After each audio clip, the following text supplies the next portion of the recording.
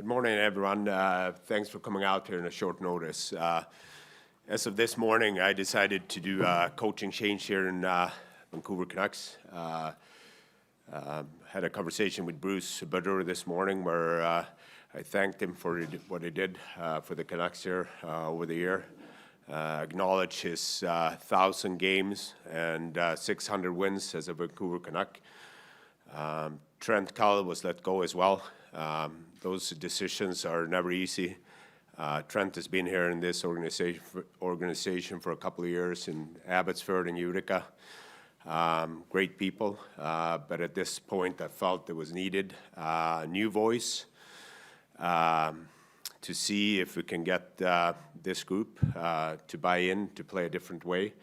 And therefore, I started a process here. My job is to always look at our options, short-term and long-term, but I felt strongly that this was needed, and really happy to announce Rick Tocchet as the 21st head coach of the Vancouver Canucks. I believe Tocchet was the right fit here for this group right now and moving forward here. His ability to communicate, to relate to the players, his ability to implement structure, accountability, and practice habits. And the biggest thing with when we start talking here was he asked me if this was a quick fix. And for me, it's not a quick fix. Where we are, it's a lot of work that needs to be done here. And everything starting how we prepared and how detailed we are in our practice. And very happy to welcome Rick Tocchet here. Thank you. Want me to go? Sure. Well, I'm so excited to be part of this, the Canucks. And it's funny, you do those bios as a player or as a coach, like PR guys, you have what cities do you like to visit, or, where do you, your vacation home, and it's always, Vancouver's always in that mix it's always in my mix, even players mix, great restaurants, obviously the team, the fan base is very passionate, and it's a fun place to play as a visitor and a coach. So that was something that's attracted to me. Obviously my relationship with Jim and Patrik, they're first-class guys. When I was in Pittsburgh, they ran that thing first class. We had some success there. They know how I kind of tick, so that was another factor. Just the itch to get back in it. I've had a couple opportunities in the past, didn't take it, but this was something that I really looked hard at, and it excites me. There's some good pieces here. Got some really elite players. Got some role players that I think that can do a bit more, and we can get them in the lineup playing a little bit more. I think that's going to help. But overall, I'm just excited to be here. I know you guys got some questions, but I'm really excited to be in this city. Okay, we'll open up for questions. Murph, we can start with you. And hey, because Rick doesn't know who you are, could you please introduce yourself and say who you work for so that he gets an idea? Sure. Dan Murphy with Sportsnet. This is more for Jim, I guess. Why was Bruce's situation handled in this manner, and why wasn't something done sooner? Well, when you say handled in this manner, I take it's part of all the speculation that was out there. So I'll do the abbreviated form of how it was handled. About a month ago, well, there's different meetings during the season, but leading up to this decision about a month ago, Patrik and Bruce and I had a meeting. We talked about where the team was at. We have some of our top players having really good seasons. The bottom half of the team seems to have declined, even to the point of some of our younger players, Putzkolson and Hoglander and these guys. And that was a concern about how do we go forward and get all these players on board and playing to their potential. And so we had that meeting. We talked about a bunch of things. I talked about the schedule where we were at. I said that we'd really like to get through the year. with Bruce as the coach and then make a decision at that point, and we'd like to see some progress. 2 weeks later, we had a follow-up meeting, part of the due process, walked through a bunch of things again, and there wasn't any improvement in the areas that we were hoping for. So then it got to the point where Patrik started to zero in on it and felt at that point we had to make a change. Now, part of this process, and I will apologize to Bruce for this, is probably in my interviews over the course of the season, when people ask me a question, I'm probably too direct and too honest. And so that goes back to my comment about team playing with structure, more structure, and things like that. I've done that my whole career. I've tried to be honest. I've tried to answer the best I can, and sometimes that affects certain people. And in this case, it probably did affect him. And I'm sorry I did that, and I've learned from it, so I've decided that I need to zip it. I'm not going to talk about the team. I'm going to let Patrik and Rick talk about the team and just stay away from those things. But unfortunately, it's turned out the way it did. Nobody takes great pride in this. I've known Bruce for a long time. He's been a friend, and I feel very bad about it. And if I've offended anybody in the process, I apologize personally on behalf of the Canucks. Are you worried, Farhan Lalji from TSN. Are you worried at all that, like, the way it's played out, and certainly the explanation is good, but the way it's played out, this organization has become a bit of a national punching line right now, or punchline. It's been roundly criticized. There's executives around the league that are surprised it went that way. There are other agents and players that have expressed a level of concern. Are you concerned about not just what that looks like in the future in terms of trying to sell a vision, but even in terms of Rick getting acceptance in the marketplace just because of the residual effects from all of that? Yeah. Well, first of all, it's played out in a way that was out of our control, okay? We can only do our business the way we see fit, and we can't change our business based on speculation, okay? So there's all kinds of speculation out there. It's not any different than most situations in professional sports where a team is not winning as much as people would like, and there's speculation that there's going to be changes. If you go back to the last time there was a coaching change here, there was speculation about it, and the owner was talking to Bruce about coming here before there was a change made. So there's not a whole lot different other than what I've apologized for maybe being more direct with my comments over the course of the season. But you can talk about executives around the league, and you can always find people that are going to go against something. But I have had several calls, and I know a lot more than you do, from people that feel that this was really overplayed by everybody and by agents. And as a matter of fact, agents that feel very comfortable about the direction this is going. So when you began the process a couple of weeks ago, why wasn't Bruce let go then, and maybe the possibility of an interim head coach for a couple of weeks while you were trying to work things out with Rick? Because Bruce was under contract, like everybody is until June 30th to coach the team, until otherwise notified. But it was the speculation that drove this. It wasn't us. Two questions. The first one for you, Jim. How much consideration was there, maybe especially after last Monday's press conference where you said that you had spoken with potential coaching candidates? Was there discussion just to replacing Bruce then and going with Mike Yeo or an interim coach for these last couple of home games? No. We never thought about that, doing it that way. And in hindsight, because some people are upset, maybe we should have done that. But again, it's what I just said. This is what happens with most coaching changes. There's discussions with potential people. We had discussions with people that said, we hope that we're not going to make a coaching change this year. And if we do, are you interested? That was what the discussion was, okay? And I'm not so sure that's a whole lot different than what happens in most cases.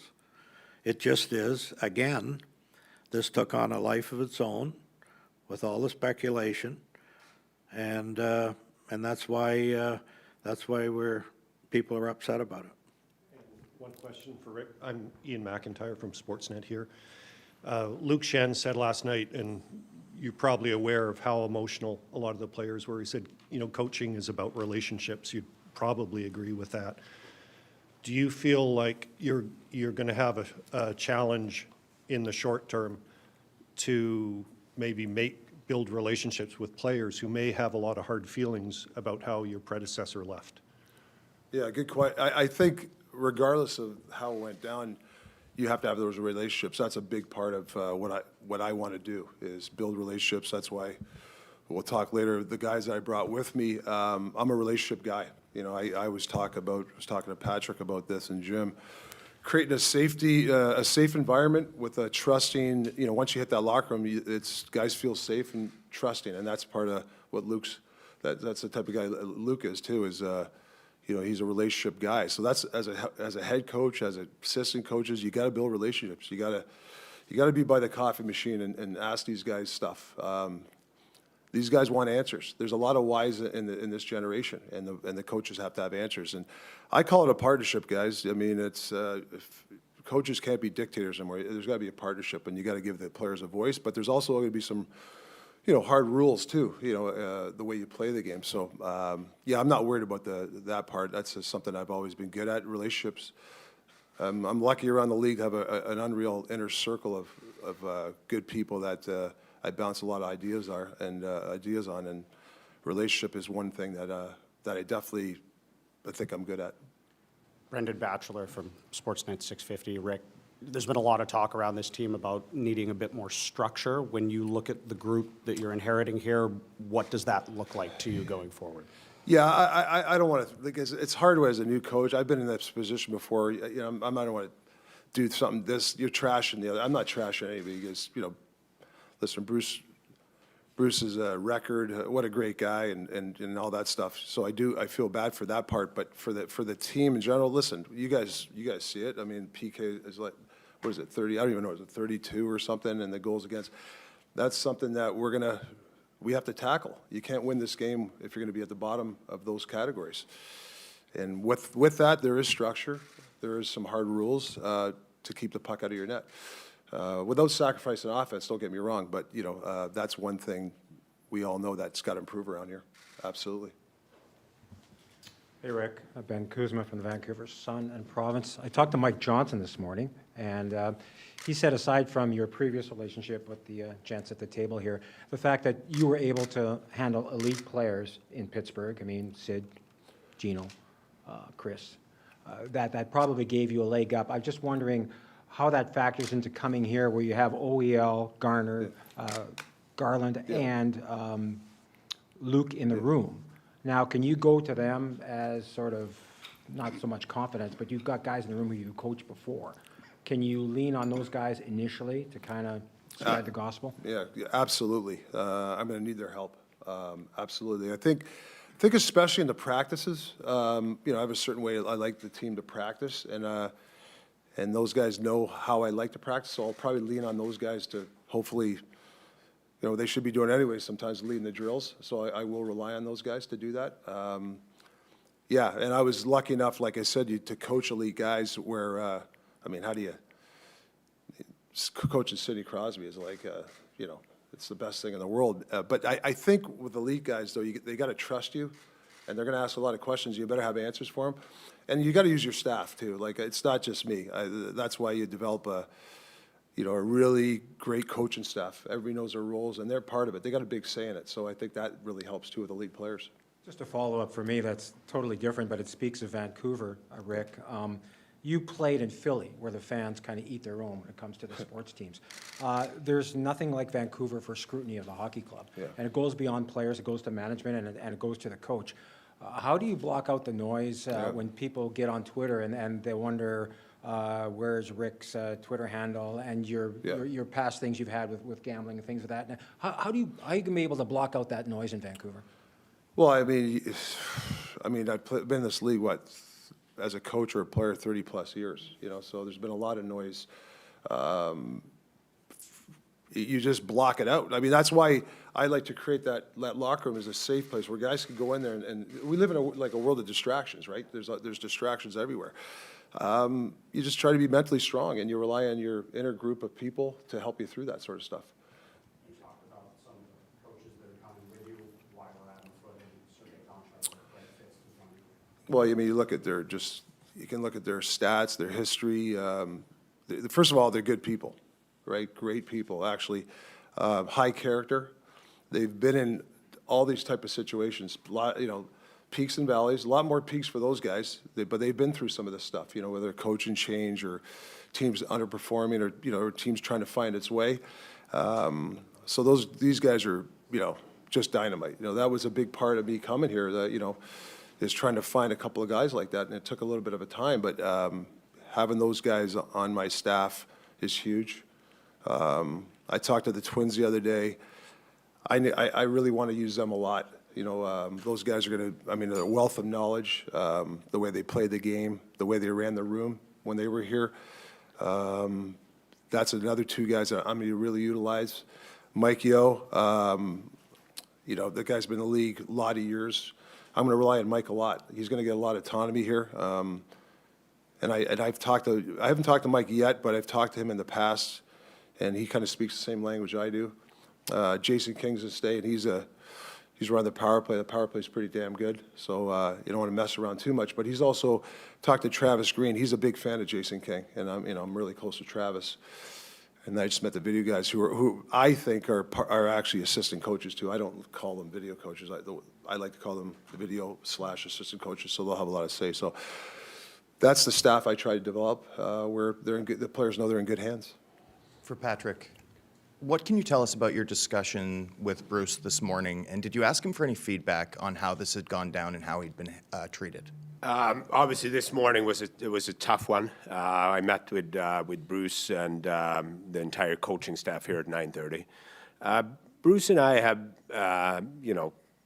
an everyday relationship conversation about lineups, different roster decisions, and as Jim pointed out, we had a meeting here, I believe, over a month and a half ago, where we were and where we needed to be. Earlier this week, we had unfortunately, Bruce, actually, it was my fault where he missed the morning skate, I believe, against Tampa, where we were sitting in and talking. So I believe that Bruce and I, during the whole season, and even going back to last year, had a good relationship. Bruce was heavily involved in the makeup of the roster this summer. I relied on his input and how he wanted to play and how he wanted the lines. Same thing with the coaching staff. So he's definitely, him and I have definitely had a relationship here. Just for Jim, you talked about how speculation has driven this to some extent, but speculation usually would be like, here's a couple of candidates. It feels like the developments of this week have sort of been telegraphed dead to rights over the course of about 8 days. Is that disappointing for you? And at any point during this process of negotiating with Rick and landing your coach, did you consider maybe changing direction based on all of the pressure and chatter around the club? No, we're not. I'm not going to change direction based on speculation, not even knowing where it's coming from. We have to do our job the way we see fit. Sometimes we get it right, sometimes we don't. But no, there was never any thought of changing because, quite frankly, I don't follow it that close. People come to me periodically from within the organization and say, here's what's going on out there or what somebody is reporting. But no, I'm not going to do my job based on that. And Rick, Thomas Drance, Sportsnet 650, and also The Athletic.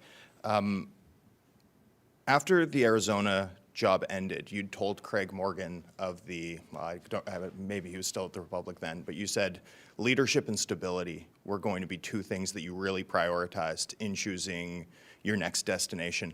You've had a great job in hockey working for TNT. What is it that you're seeing here, especially given the events of the last 10 days, that have made you eager to jump in and take this on? I mean, listen, the city and being a Canadian market, I've never been in that. So that, I have the itch and the competitiveness to be in this kind of, if you can win in a Canadian market, I mean, it's a pretty special thing. My relationship with Jim and Patrik over the years, knowing how they handled stuff in Pittsburgh and stuff like that, that helps. Obviously, my friendship with Travis Green, I've talked to him about, and he couldn't say anything.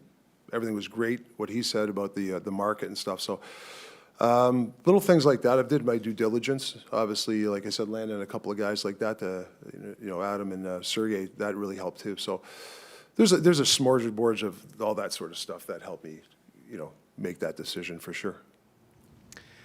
Rick, it had been reported that around the end of your time in Arizona that maybe you and OEL weren't necessarily on the same page. Can you address that and how you think you'll get along here? Yeah, I think that's a little overblown. You'd have to ask Oliver. I mean, last time I talked about 9 months ago, 10 months ago, he was just talking about hockey in general. So I think we have a great relationship. He's played some good hockey for me in Arizona. He's been he's one of the nicest kids I ever met. He charity guy and stuff like that. Yeah, if we had our talks about his game, absolutely. Does that rub players the wrong way? Yeah. But I think if the player knows where he stands, and Oliver always knew that, they respect that. So I think it's a little blown out of proportion. Obviously you've had your talks with him and stuff like that, but yeah, it's fine. Follow up from Ben earlier. Yeah. Why did you delete your Twitter account? Well, I'd had it for when I was on your side, when I was with TNT. It was more of like, promoting all that stuff. And now as a head coach, time to get rid of it, Rick, the Athletic. When you think back to your time with Arizona, I think you've developed a reputation, obviously in terms of your structure and playing defense first. I think on the other side of the ledger, there was maybe some people would say, oh, there's an offensive creativity. Yeah. But given the personnel you had in Arizona, maybe more defensive-oriented personnel, not a lot of high-end scoring forwards. Just kind of curious how much of the style you employed in Arizona was determined based off the fit of your personnel, and how much of it was based off your preference for the way you want your teams to play? Yeah, good question. I think when you take a job like that, you got to, you look at your roster. We had a lot of young guys, the Kellers of the world are 19, 20 years old, and you could see those guys are skilled guys, but game management is something that they have to kind of learn. There's nothing worse when you're in a rebuilding team and you're getting your ass kicked. 6-2, there's nothing worse. So I felt with the staff and the management, if we acquired Darcy Kemper and Ranta, who played very well for me. If we can get these guys to play half the net, we can have some kind of structure with those guys and stay in the games and get those young guys playing important games as the season went on. There's nothing worse than being out of the playoffs, you're 30 points out in those last 20 games. And I thought the first year we struggled the first 2 months of that, and then we just started to build and chipped away. It started to be more competitive, obviously, and the guys bought into it. That's why I give those kids a lot of credit to buy into it. And I think that's really my thought process is, you look at your roster, the cards you're dealt, and you try to fit something. And I don't think it's fair, like offensive creativity. Like I know all the D dives and weak side D go down. I never discourage that.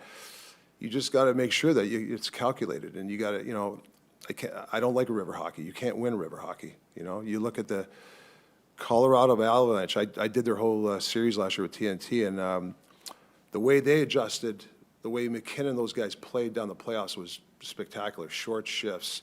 I thought Bednar did a hell of a job. So I learned a lot from even watching those guys. That's kind of my thought process when I was in Arizona. You mentioned you had a lot of young players there, 5 first-round picks during your first season, and a lot of guys even in the 20 to 22 range when you think about guys like Anthony Duclair and on and on. When you look back at the young talent that you had to work with, how do you think you fared in developing those guys, and what lessons have you learned that you can maybe carry forward here? Yeah, I think when you have young players, you got to go through that growing pains, hopefully by the third or fourth year, they've caught what you've seen and they start to perform to the level that they want. So, yeah, I think it's fair. I mean, is there something different I would have done? Maybe, I don't know. But I think I was fair, and I think those guys are, most of those guys are playing pretty well now. So, hopefully you're part of that. But those guys are great kids too. They listened, and which was nice. They did. Rick, Gemma Carson-Smith with the Canadian Press. You're taking over a team that's 14 points out of the playoffs, one win in the last 10 outings. What does success look like for you heading down through the rest of the season here? Yeah, that's the big elephant in the room, right? Like all these different things. To me, and I know it's an old saying, but small bites at a time. We just got to go in every day, take a bite here. You can't swallow that elephant in one bite, right? So I think really slow things down. I got to evaluate some players too myself to see what's out there, where maybe some other guys can have a little bit more role, to get some more ice time and contribute. I think that's something we got to look at. But yeah, no, it's just really small bites at a time. Slow it down a little bit. Like I'm sure the players' heads are spinning, and my job is to get their heads to slow down a little bit and just play the game. I know you still have a lot of evaluation to do of this roster, but based on your first impressions, do you think that you have the personnel here that you need for success long term? Yeah, I don't know fully, but I know that there's some really good elite pieces here. I mean, this team can score. They got a very good power play. They get, every time I watch them on 6-on-5, I mean, they have the puck for 2 minutes. So I mean, that means that you got some good people there and some good players. So yeah, that's a good part. That's a positive, knowing that you got some elite guys there. Jim, last week when we talked, the subject of tanking came up and how you would potentially try to manage your roster.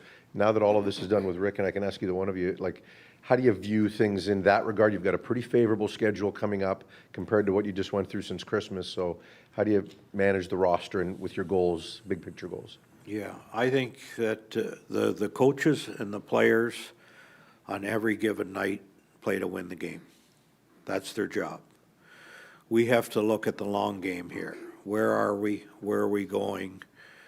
I don't think tanking is the right word to use, but what we're looking for now is progress from now to the end of the year as to how the team plays, okay? And Rick's talked about some of the things, he would like to improve on. Defensive part of the game, the PK, some of those areas. And part of the reason the coaching change is made now is to see if the players that we feel have underperformed, maybe they just are what they are. But if you bring a new coach in, maybe you're going to see improvement again, okay? And that's really what we're looking for now. Like we have to get more out of our younger players, the Putz Colsons, the Hoaglanders, guys like that. And it was disappointing. It was hard to watch those guys taking a step backwards this year. I have one for Rick, but will those two be brought up anytime soon? At some point, yes. Yeah. I got to let Patrik answer these questions. I answer them too direct, and then I get in trouble. Will those two be brought up anytime soon, Patrik? You know what? There is a reason why we have Abbotsford. I'm really pleased with how Jeremy Colleton and our development staff are working down in Abbotsford. The culture we've been able to establish down there. If a player get brought up here, it's based on how they earn their way up. It's not going to be any given to come back up. But you asked about those specific players. They're taking major steps down there. I envision them at some point giving an opportunity to show us what they have learned down there. Rick, one player that gets a lot of conversation in this marketplace is JT Miller. And Bruce was able to get a lot out of some of the top 6 offensive players, the Petterssons, the Horvats, Kuzmenko. But JT maybe hasn't been that guy so far this year. Have you had a chance to watch him play closely? And you mentioned rules and accountability earlier. So how do you get more out of him? Yeah, like I said, I don't want to be that guy coming in, trashing anybody. I just don't know if you can play guys, those type of guys that many minutes, 24 or 23 minutes a night. I don't think that's what we're looking for doing here. I think, so JT's put in positions Sometimes maybe he's pacing himself, I watch out there, but his passion for the game's there. You know, I'm anxious to work with him, you know, talk about leadership and stuff like that. I got some big leaders that I got with me with Sergey and Adam that can help me also too. So yeah, I'm anxious to work with him. You know, he's definitely a player that can really help your club. I mean, he has all facets in his game. So I'm like I said, very excited to work with him. How do you deal with a guy that's that emotional? Well, I've dealt with, you know, I was an emotional player, you know, I'd be, you know, I'd be emotional, but there's different emotion, you know, it's okay to have emotion on a bench or tell your line mate, let's go, but I think on the ice, you gotta be careful of your body language, you know, that emotion, if you're upset doesn't mean you don't bat, and I'm not, it's not an indictment of JT, I'm just saying it's, your body language, you can't start back checking because you're mad at somebody. That's one of my rules. It's okay to be emotional, but you have to have the right emotion. So just channel it. So that's for everybody. It's not JT. That's just, I think, a locker room, you know, in general has to have that. Rick, as Jim said, no coach would ever come into a situation and not try to get 2 points on any given night. And yet, most likely, you're going to lose some good players before the trade deadline, right? With everything going on, does implementing systems, does teaching take on a little bit more importance for you over the balance of a season like this? Yeah, that's part of whether you're, wherever situation you're teaching is everything. Every day you walk in that room, there's got to be ways of teaching a player. And that's why I like your staff to out-of-box thinking. You know, we don't have a lot of practice time here, so we have to think of other ways to get information to players. That's another thing that we always discuss. So, yeah, teaching's a huge part of it, you know.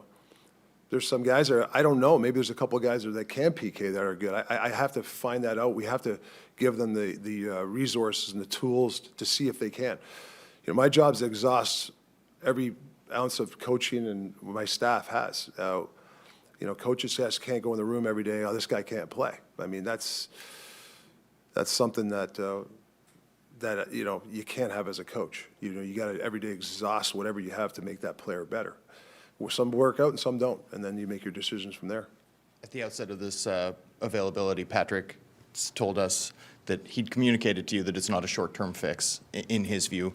What's the vision, as it's been explained to you, for where this club wants to be short-term?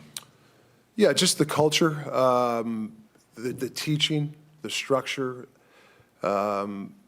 players know when they leave the rink that they know where they stand, things like that. I mean, you know, stuff that we dealt with in the past. You know, those conversations come up all the time because I've known these two guys for a long time. So that's really what it is, you know, everyday process. You know, I know we all coaches through process and all that stuff, but it is something that you need these processes, these teachings before the results. Everybody wants results first. And you got to start with the process first. I think everybody knows that, I think. Two-part question for you, Patrik. In the building last night, when you saw, as the game was ending, the chance for Bruce, you saw Bruce's reaction, you'd be aware of the emotions between the players and coach. What was going through your mind? What were you thinking? Well, first and foremost, I mean, that just shows how passionate the fans is here in Vancouver. What a great market. And obviously, Bruce made an impression for the fans to like him. You know, with all the speculations that were going on, again, credit to the fans showing that. I think based on the information I got, it was emotional for the players. But again, this is a decision that based on results and based on a process and where we are right now and where we want to move forward here. This is not something we came up with, you know, last week. This has been on top of my mind here since I took the job and where we envision this club going. And with the anger, I think not so much about the change itself or Rick coming in, but just how it was handled. Do you worry that you now may have a hard time earning back the trust or belief from fans in the organization? I believe Jim answered that question early on, right? Or I have no. I mean, hey, I believe the fans here and the city of Vancouver is missing a banner up in the rafter. that's what they're waiting for, right? And winning hockey games. I think that's what the fans want to see. And I believe the fans want to see a team that competes every night and playing the right way. Rick, I just wanted to get back to JT for a minute. I mean, you can probably reach him on a different level, in my estimation. I mean, I think one year you had 45 goals, you had 80 points, you had 180 penalty minutes. He's such a high risk, high reward, and can be a high maintenance guy. Do you think the fact from what you went through in your career that you can maybe reach him on a different level? Yeah, I mean, I've got some good experiences to talk to him through about, sure, definitely.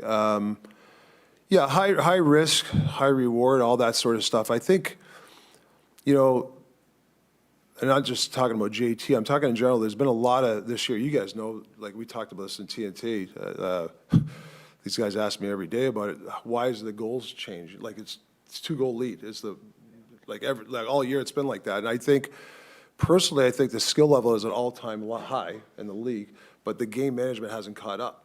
So I think that's something I'd like to talk to the players about. You know, whether it's JT or whoever, the core group and the players, like, can we get better at game management? And I think that's something that will help. And it will help JT. Like, there's a certain time to, you know, sometimes you got to live for another shift. Everything can't be high risk. You know, you're up 3-2, you know, if the play's there, make it, but you can't throw pucks in the middle. And I'm not just, like I said, I'm not picking on JT, I'm just talking in general. That's my philosophy. So, yeah.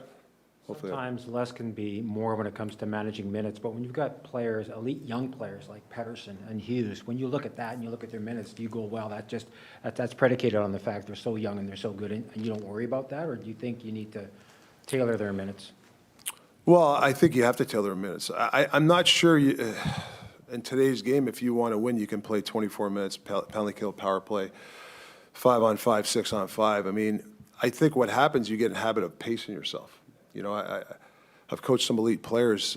Sidney Crosby plays 19 to 20 minutes. He's probably the, you know, like I said, don't get me wrong, there are going to be times when elite players are out there and you're going to use, you know, but I think in the long run, the long game like we talked about, you got to have a 4-line team that can play, you know, 6 defensemen, you know, whoever, you know, and the guys that are coming in, that they're ready to go.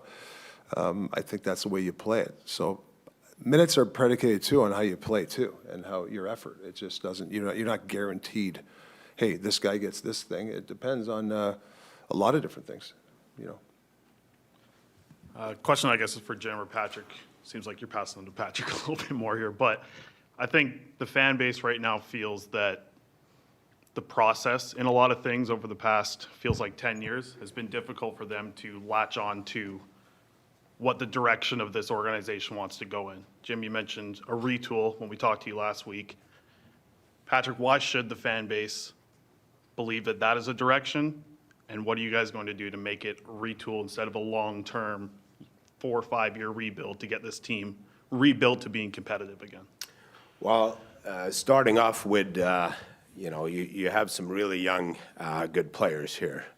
And when I came in here, and what I envisioned was to establish a culture and a standard for a championship team. And, you know, part of it is starting in Abbotsford, what we want to do, how we want to create that environment down there. So the young players are building their foundations to be successful at this level. And Jeremy Colleton was a big piece coming in here, understanding where we want to be and what's needed to be done. We were able to add some quality people on our development staff to work with all those young players. And nothing's going to be handed for granted here for the players. I think you know, we want to put players in a position to succeed. Every decision is going to be to put a player in the lineup, regarding if it's in Abbotsford or up here, in a position to succeed. We're a young team. We continue to building, and big part of this process is to bring in the character of the coaching staff here with Toc and Sergey and Adam Foote. Their character, what they went through, and establish the winning culture in here. And that was refreshing going through the process here. And I interviewed a handful of candidates for this job, but talking to talk about asking the quick fix. I believe there is a daily process that needs to be made before you're taking the next step. And what I mean by that is that we need to emphasize on how we practice and how we behave every single day. And if we do that, the things on the ice will be easy for the players. And I failed to create this environment for the players. So when they're walking into Rogers Arena, they should feel safe. They should know what their expectations are every single day. And I failed about that because I only think we use 2/3 of the team here. I think there's other players in this locker room that is capable of doing more. And my job is to provide a coaching staff with a 23-man roster, and the coaches staff are making the lineup decisions. But don't get me wrong, I will challenge Toc and his staff every single day about decisions they're going to make. And that's the communication Toc wants to have. He wants opinionated staff members around him. He's not the smartest guy in the room, and neither am I. But we building out the staff here to provide us resources to make our decisions better. So it's step by step, brick by brick. I'm really happy and proud of what we have accomplished off the ice. Changes are never easy. For me coming in here less than a year ago, looking over the structure of the hockey ops, looking into the personnel around the team and the players. Right now, I'm really happy with the staff and my colleagues that we have and the vision we have moving forward here.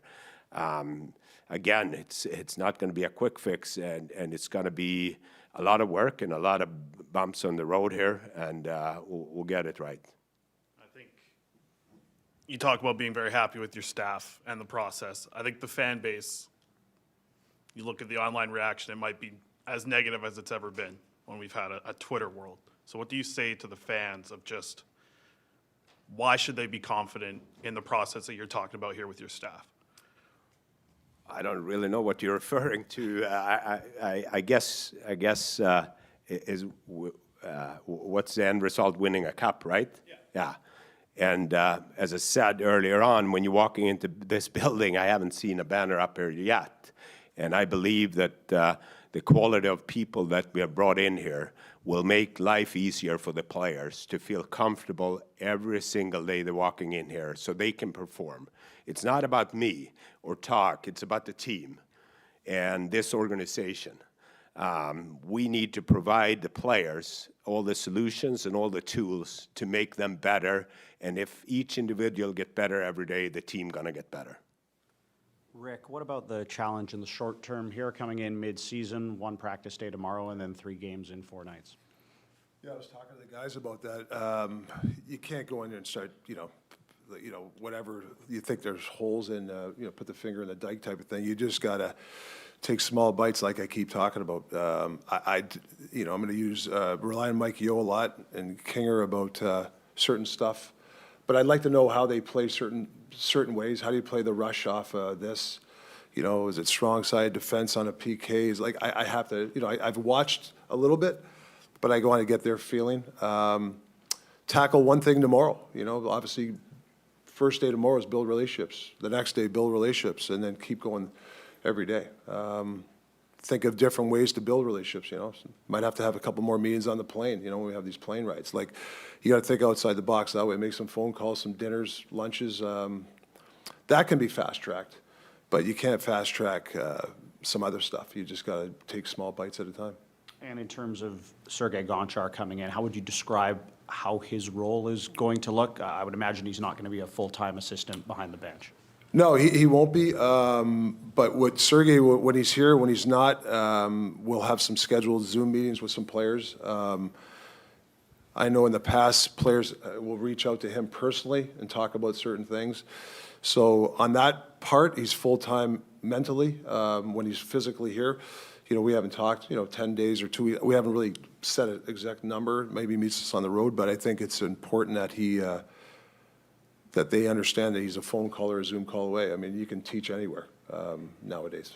So And particularly with both Adam and Sergey, how valuable do you think they could be for a player like Quinn Hughes? huge. I mean, you know, I wish these guys were, 15 years younger. They'd be in the lineup tomorrow. I mean, yeah, they'd be going against Kane and Taves. The same thing with Adam. Like those two brains together. You know, you got both played the game a certain way and it makes me better too. Like they'll bring up stuff to me. I'm like, oh man, I didn't even think of that. So, and they're going to work fabulous together, like 1A, 1B type of guys. Rick, what's your philosophy on top players killing penalties? Because you mentioned tailoring minutes, and for example, Pettersson and Hughes, they didn't kill penalties under Travis, but they've done it more recently under Bruce. Where is your kind of stance on that? I think you got to be careful. It depends on certain situations. I mean, listen, we got to get some other guys penalty killing. I mean, I'm going to be straight up, honestly. I can't keep rolling those guys out. You know, and I'm not saying it hasn't worked in the sense by the ranking. I want those guys to have some juice on the other end. I want them to be able to track hard. You know, you're playing a McDavid. I mean, you need juice when you play him. You know, you can't pace. And I'm not blaming those guys, and I'm not blaming the coach. It's just, that's my philosophy. You know, you got to get some, you know, some good guys that know how to, the details of penalty killing, you know, and I think that from day one, we got to start to teach some of these guys. They might not be on it right away, but in practice, we can teach them some stuff, and they can work on it. You know, hey, how do you come down on a guy like, you know, Patrick Kane? Where do you want your stick? Who's protecting the slot? These are the things that you can teach them. Doesn't necessarily they're going to be in the game, but there might be a time when I'm going to throw them out there. You know, and they got, you know, hopefully they're ready to play that. But so my philosophy is, I'm not saying you can't have high-end guys at penalty kill. I don't think you can have a steady diet. And look at some of the best penalty killers in the league. You know, most of the teams, you know, they have the role players, other than like Marchand or Bergeron, who are they're probably one of the outliers in the league where they play penalty kill and power play. And you talked a lot about implementing structure and really trying to cut down on the goals against. In practical terms, what does that teaching kind of look like? Because I think there's obviously the X's and O's side, where I think there isn't obviously a huge difference in the systems teams use nowadays. How much of it is mindset and philosophy and prioritization and just kind of that balance between system versus mindset? Yeah, great question. And mindset, D-zone, or not even D-zone, commitment without the puck is a mindset. You know, there's a certain way you want to tackle that, right? Obviously, system has to be there. You know, are you man-on-man, or your layered system? Is it a double-up? You know, who's got the slot in these situations? If the D dives, who's got who? Like, these are sort of things that you have to have some rules on, but guys got to just play too. You have to have, you know, that's where the mindset is, you know. You know, it's a 3-2 hockey game, and the guy, you know, and there's a guy on the dot who's going to take it one time. I need that guy to flex out and block that shot. I mean, there's certain times in a game you just got to get it done, and I think that's a mindset that we got to establish around here. You know, I always play different scenarios. And I talk to these guys about, you know, you're up, you just score early, you score late in the game, and there's 2 minutes left. Don't back up. Like, I don't want my D backing up, and we're protecting it. We want to stay strong, and I think that's it. The mindset, you know, you were asking me about. That's why you replay these all the time with your players. And you got to practice that stuff in practice. Like, we don't have a lot of practice time, but you have to practice pressure. You know, you can't just have flow drills, and, you know, you just got to practice that sort of stuff. And those, especially the elite guys, they crave it. All the elite guys I've been coached, they want competition drills. They don't want fluff. They want to be put under the pressure. So that will help too, in that mindset. Elias Pettersson's taken a huge step this season, not only offensively, but even in terms of his two-way game. First of all, how have you witnessed his evolution from the outside? How do you view helping him get to the next level, and more specifically with the development of his two-way game? He hasn't really been used in a sort of matchup best-on-best role a lot. In his career, is that part of his evolution, do you think, to where when McDavid's coming in town or McKinnon's coming in town, that you want to tap him on the shoulder to play against those guys in those tough minutes? Yeah, first of all, he's, you know, I think he's a hell of a player. I watch him back check. I watch him go to the bench. He's one guy I see that consistently tries to do that. I'm going to rely on him and Hughes, especially to raise the bar in practice. Like I'd like to see them kind of set the pace. You know, obviously with the other guys, Bo obviously is a guy that I have to rely on. He's a great player, but those guys like that have to really set the bar. My job is to get, whether it's Pettersson or anybody, the weakest time, the best time for us and the weakest time for their opponent. So if I could get PD out against a weak moment out of the team, that's my job. And there might be a time when, hey, I need you to win this draw and go head to head maybe with the McDavid and see if he could do it. And those guys crave that. They want to play best on best. They also you want to put them in the right situations too. And the other team's weakest time. I think they appreciate that. Time for a couple more, and we can wrap. Rick, Jim said last week he's up for a challenge, or he loves a challenge. How much of a challenge do you think this will be? And this is more big picture. The team has been losing. The players might be a bit fragile. The fan base loves the old coach. Yeah. For you personally, how difficult might the start be? Yeah, I don't look at it as a tough start. I look at it's a new day tomorrow, like to get to know the players and then just start, we always say the process and chip away at it. And then all that other stuff, lessons and lessons, right? This is a pressure job. We thrive in it, and if you're prepared under pressure, you deal with that sort of stuff. So that's why the group that surrounds me is going to help me too. It is something I'm excited about. But yeah, it's just every day you just deal with what comes to you, and you repeat, and you build relationships, and you keep going, and hopefully that pressure lessens and lessens, and you get good results. Rick, Chris Faber with Canucks Army. Yeah. Got a lot of challenges ahead of you, obviously. I'm sure there's some things you'd like to accomplish this season as well. What's one thing, if at the end of the year you can say, okay, I did that with this group, what's one thing you'd like to see? Like each individual improved, like each guy, and listen, to be hit every single person and improve, I don't know if it's feasible, but that's my goal. Where at the end of the year, this guy improved whatever it was, whatever, whether it's his skating or his decision-making, made him more competitive. That's probably, not just me, I think it's a feather and cap for the whole staff, is at the end of the year, you go, hey, man, this guy really, this group improved in these certain areas. I think that's something that I take a lot of pride in. Hopefully that works out. For either Patrik or Jim, what can you tell us on the interest level league-wide around Bo Horvat? And is that situation coming to a head? Well, there is a lot of interest in good players. Bo has been a really good player for us here during the circumstances going in here. I couldn't tell you either way. I'm still talking to his agent, and we'll see where it goes. Will you at any point allow his agent to talk to other teams? I believe that's a discussion between me and his agent, if that's would occur or not.